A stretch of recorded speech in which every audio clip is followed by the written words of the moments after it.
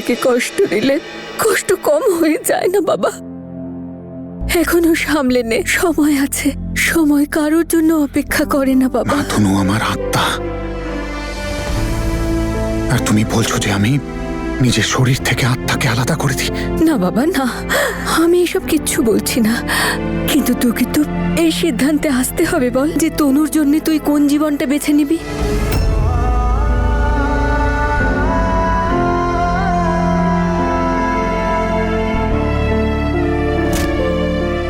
বাবা, তোর কাছে শুধু আজকের রাতটা আছে, তোকে আজই সিদ্ধান্ত নিতে হবে।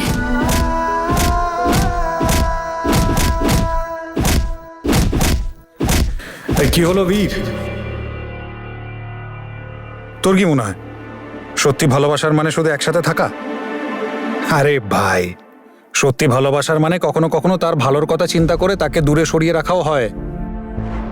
এটা ভালোবাসা নয়, এটা স্বার্থপরতা। তুই নিজের খুশির জন্য তনুকে তোর কাছে রাখতে চাইছিস, কিন্তু ওর খুশির জন্য ওকে নিজের থেকে দূরে করতে পারবি না। না, পারবো না আমি এটা করতে। আমি সব সময় তনুর পাশে থাকবো। আমি নিজের জীবনে প্রতিটা মুহূর্ত তনুর নামে লিখে দেবো। কখনো কোনো অন্যায় হতে দেবো না ওর প্রতি। আজকেও তো তুই ওর সাথেই ছিলি। কিরে বল, সবাই থাকার পরেও তো একা রয়ে গেল, কিছু করতে পারলি কি?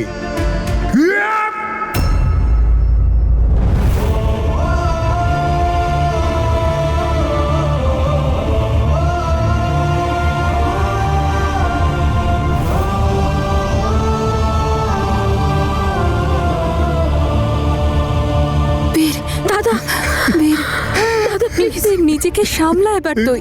না দিদি, পারছি না এই যন্ত্রণা সহ্য করতে। এমন মনে হচ্ছে যেন আমার আত্মা আমার থেকে দূরে চলে যাচ্ছে।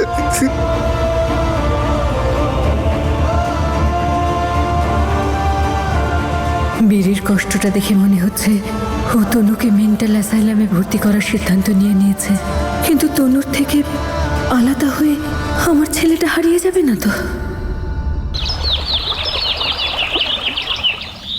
আমরা পিকনিকে যাব, ওখানে লুকোচুরি খেলবো আর ধাপ্পা।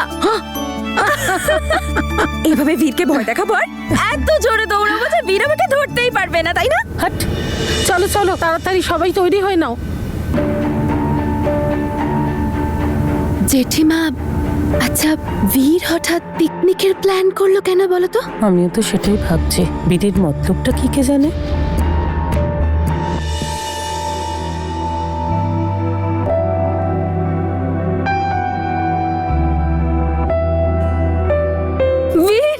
তুমি এসে গেছো? জানো পিকনিকের না সব আয়োজন হয়ে গেছে, আর এত এত খাবার নেওয়া হয়েছে। আর তুমি তো এখনো রেডি হওনি, তুমি তো জুতোও পরোনি। যাও, তুমি জুতো পরে এসো তাড়াতাড়ি। ঠিক আছে। আর শোনো, তোমার সব ওড়না নিয়ে এসো। হ্যাঁ, ওড়নাও তো নিতে হবে।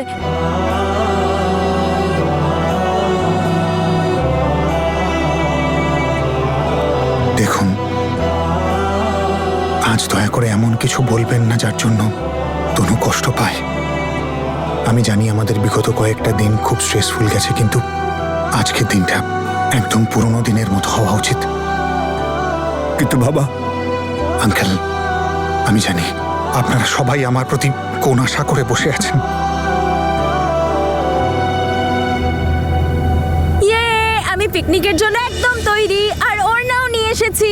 এই দেখো, সব আছে।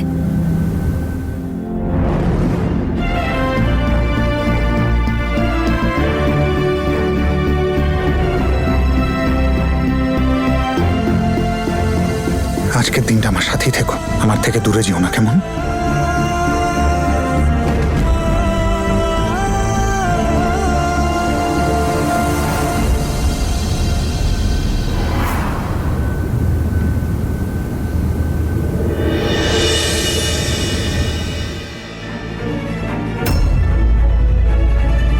এই মা, হঠাৎ করে বাঁদরের মতন নাচছে কেন? জেঠিমা, তুমি রেগে আছো না আমার উপর? সরি সরি, আমায় ক্ষমা করে দাও। তুমি কালকের জন্য এখনো রেগে আছো। Sorry sorry sorry sorry sorry. আমি রাগ করিনি তোমার, আমি কখনো রাগ করে থাকতে পারি না তোমার উপর। সত্যি? তাহলে হাসো।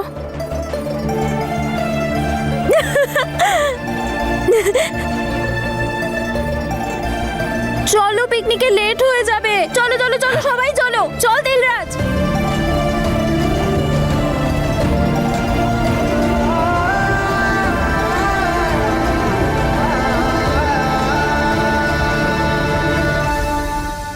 জেঠিমা, কি খারাপ লাগছে বলো?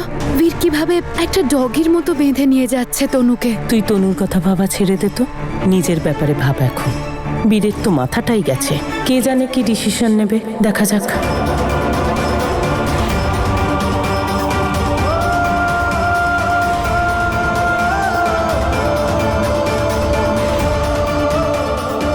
কেন আমার জন্য এইসব এত কঠিন করে তুলছো তনু?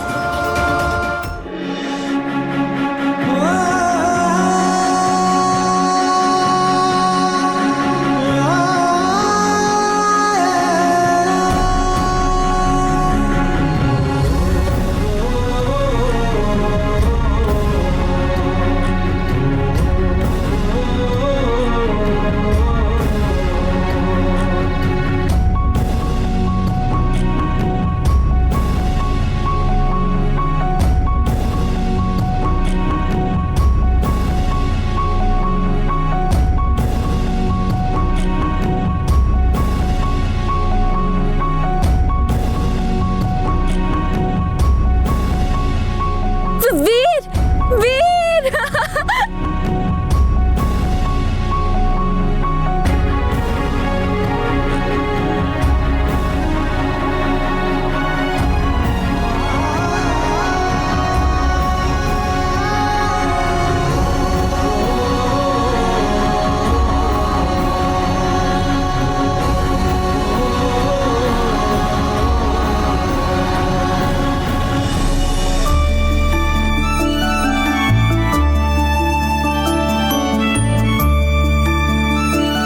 মা, ইয়ে! এবার মায়ের পালা। আমি বলছি কি করতে হবে তোমাকে। মা একটা পোয়েম শোনাবে, শোনাও শোনাও তাড়াতাড়ি।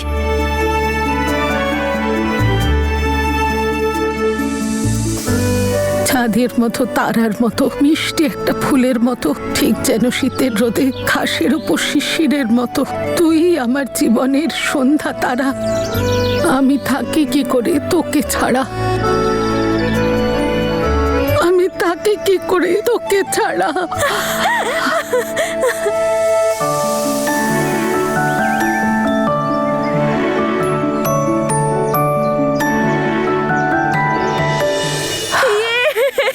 কি সুন্দর পোয়েম।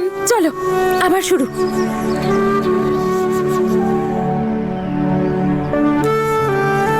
এবার আঙ্কেল, আঙ্কেল, আঙ্কেল এবার আমার জন্য একটা